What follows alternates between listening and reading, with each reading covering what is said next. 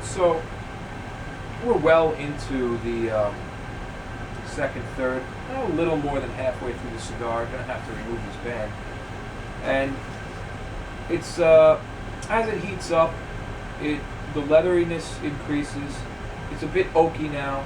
And there is the addition of this sour note, which is not bad. It almost reminds me a little of like an añejo type thing. It's a little sour, a little citrusy type note. There's also more spice, and there's a bit of a sweet, maybe like raisiny, dried fruit type note in there. It's also maintaining a real beefiness to it. It's interesting.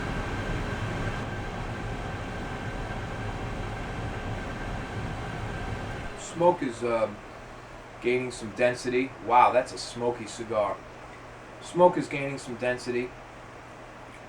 Spice all over the palate. Good amount of spice now.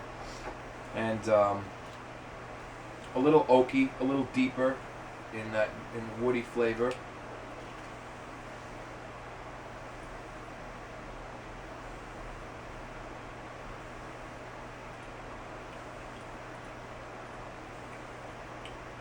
The beefiness and the saltiness is a little faded.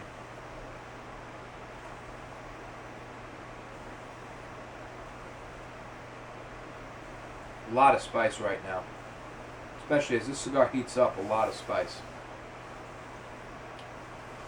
It's pretty good. So this is a little late to start here as far as our terminology goes, but we are where we are. We still have a bit of cigar left. And I've been debating and having a hard time deciding where the hell do I even start with this. But actually the answer is pretty easy. We'll start with the main types of tobaccos that were used in Cuba, before anything cigars were made outside of Cuba, in a production sense anyway. And there are two. You've seen these names before on a lot of domestic cigars, and there are a whole bunch of different versions now and a whole bunch of different ways they're grown and all that, but these two are Corojo and Criollo. Criollo being the original, the oldest.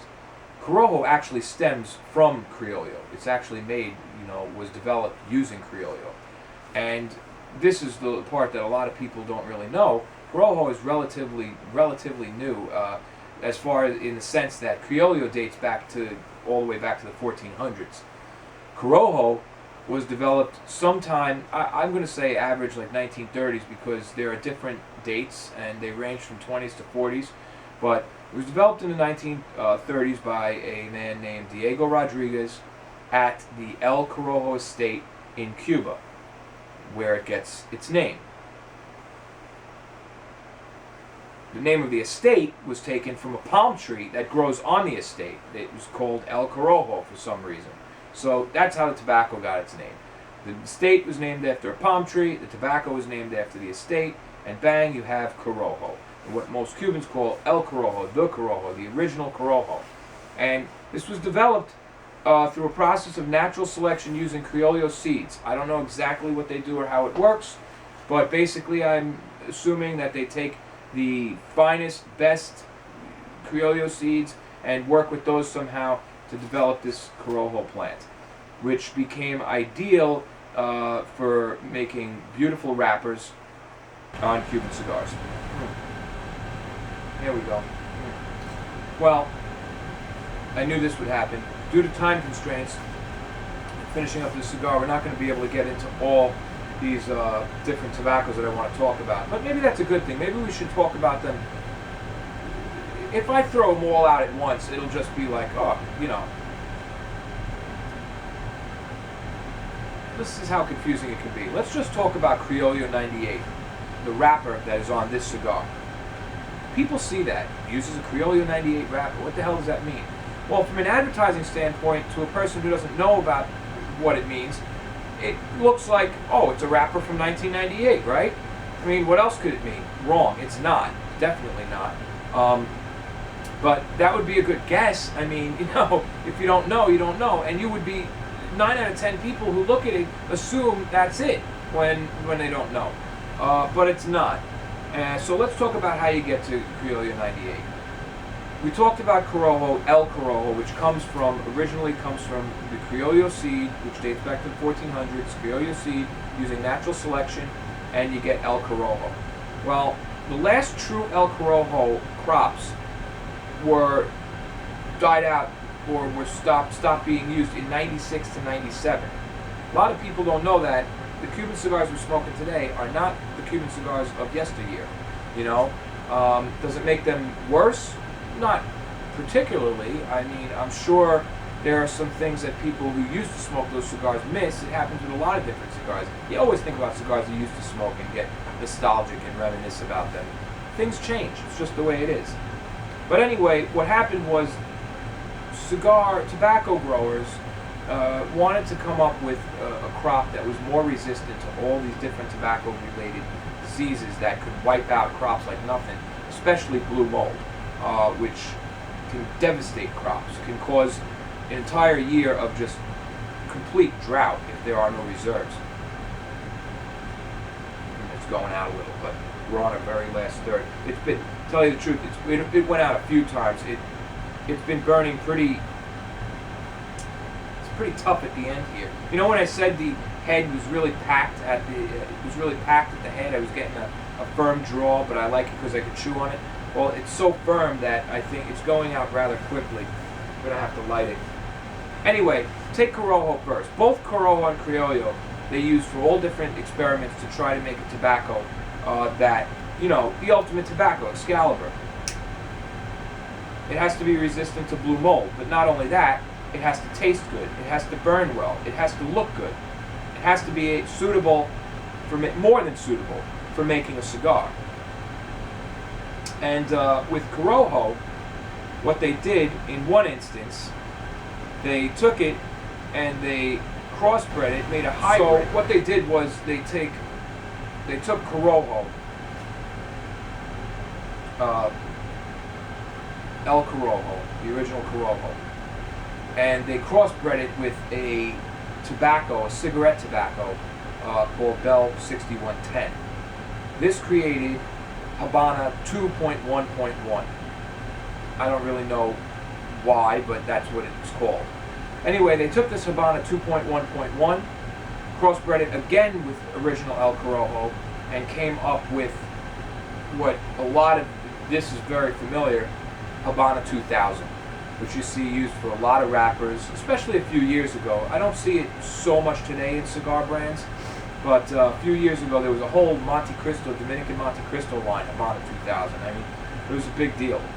And, you know, it was resistant and all that. But also they figured out, you know, they said we have to do the same thing with Criollo, and Criollo can create wrappers too. They figured out growing it under shade in a certain way, they can make really dynamite wrappers, even more flavorful in some instances than Habana 2000 or other Corojo wrappers. So they started doing the same type of experiments. So Criollo 98 is basically the same concept. They wanted to make tobacco more resistant to blue mold, better flavorful wrappers, the whole nine. And basically, they took two tobaccos that were already strains, Habana 92 and Habana PR, and came up with Criollo 98. And you can see how complicated this can get, because of course Habana 92 and Habana PR are made of other things. Like for instance, Habana 92 is made from El Corojo. Again, it starts with El. It's funny how Criollo made El Corojo, and now they're using El Corojo to come back to Criollo. It's so crazy. So, Habana 92 is made from El Corojo, and I believe, what the hell is it? Habana RXT. It's a strange, no, Corojo RXT, and it is a strange type of Polish tobacco. I guess it's a Polish Corojo. But anyway, so you got Habana 92, Habana PR creates Criollo 98, and that's what this is, Criollo 98.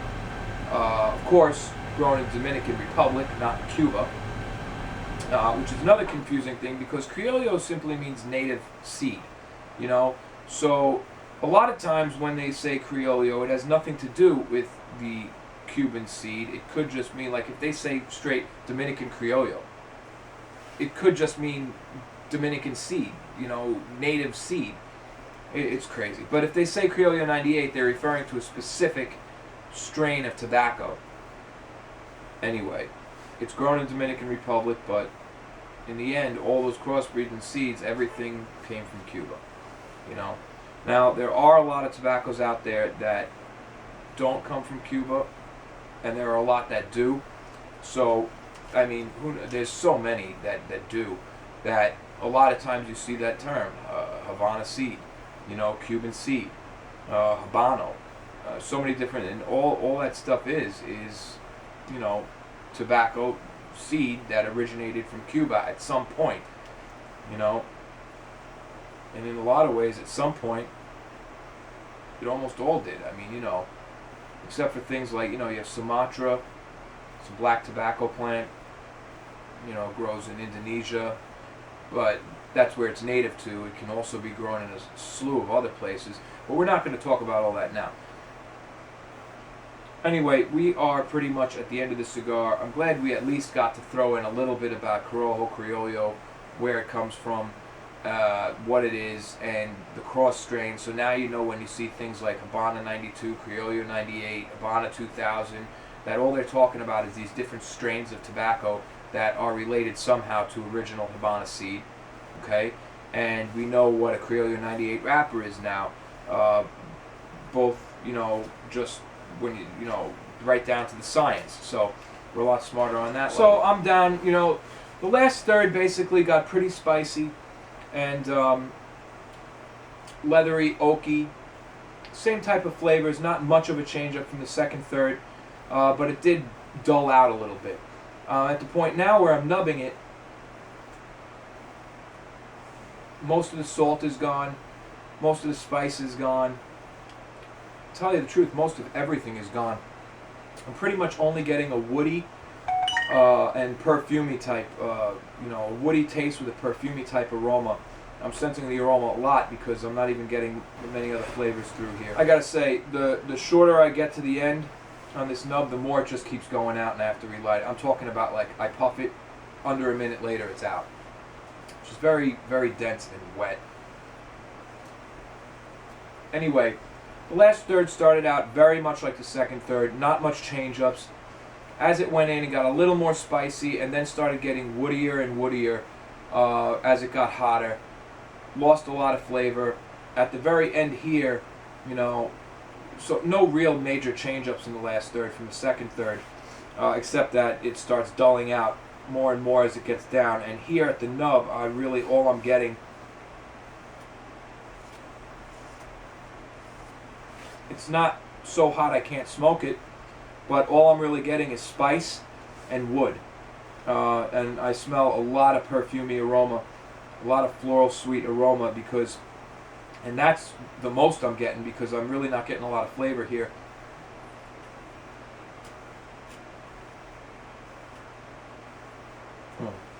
Yeah, see, I got to puff on it so much by the time it gets smoking, it's blazing hot. Now it's getting hot. This nub is not worth nubbing. Absolutely not. In fact, it's leaving a pretty nasty taste in my mouth. This cigar is done. Well, that's that.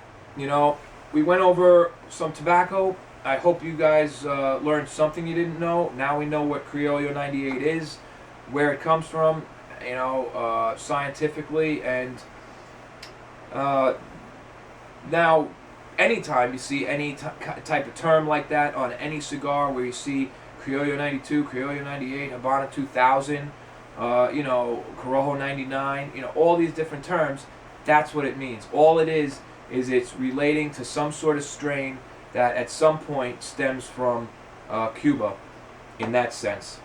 But beware also, Criollo simply means native seed. So if a cigar says Dominican Criollo, it doesn't mean that it's Cuban seed.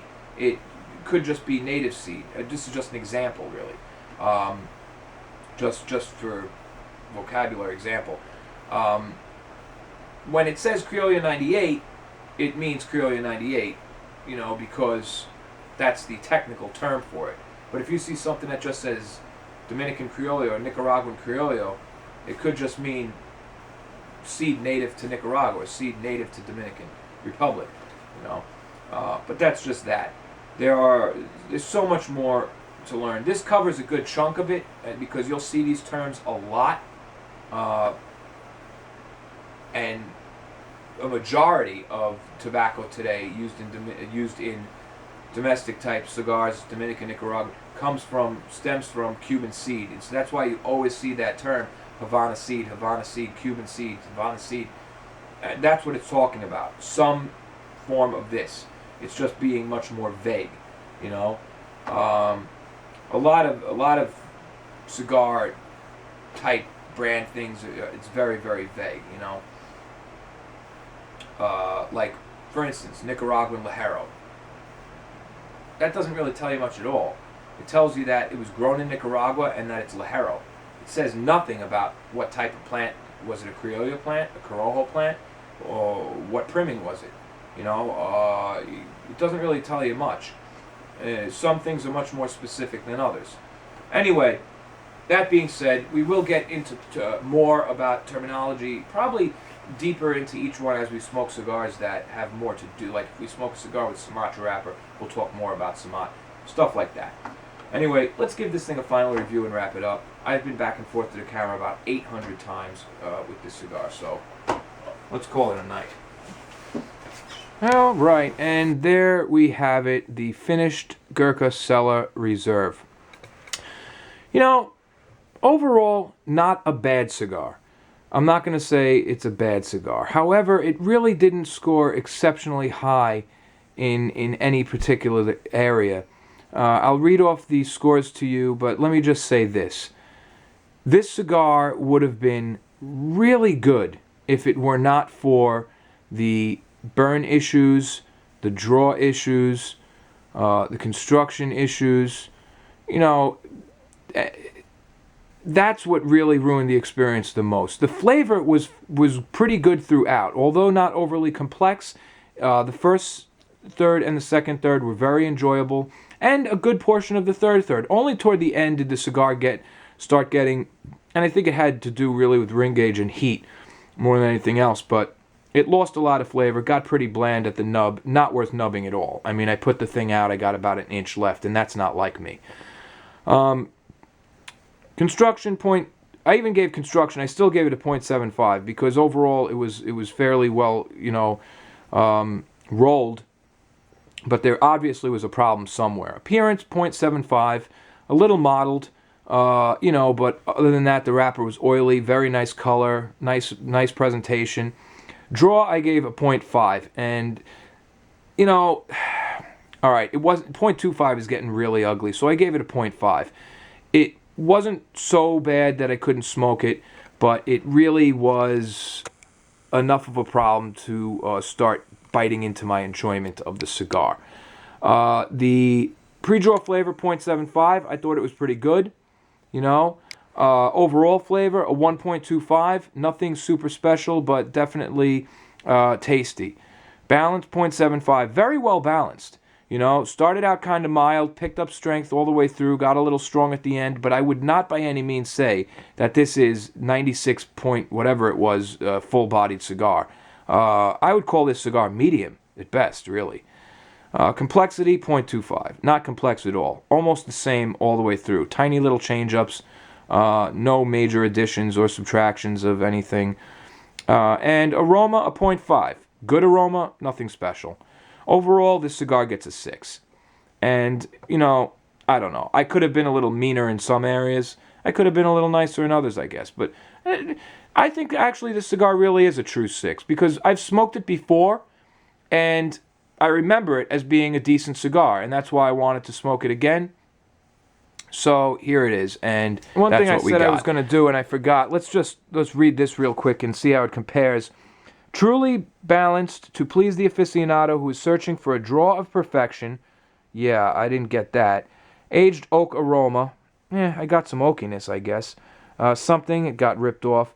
The environment and gained praise. 15 years of aged tobacco and dedication has given us another masterpiece to which only the elite blend masters of K. Hanasosha and Company can create. Definitely did not get a draw of perfection. And blend strength 97.6. I don't know what that's. Again, that bothers me for some reason. What the fuck does that even mean? You know. All in all, though, I did enjoy the flavor, and like I always say, there is nothing more important in a cigar than its flavor. You can have a perfect burn, perfect construction, perfect appearance, beautiful everything. If the flavor stinks, it's not a cigar. If the flavor stinks, it sucks. And then on the other side, you can have a cigar with some draw problems, burn issues. If it flavors good, it's good, you know? But all those other factors really do cut into the overall enjoyment of the cigar. Anyway, thank you for watching another Dr. Joe Show episode. This is Dr. Joe, and I'm out of here. I need another cigar, actually. Can I get another cigar?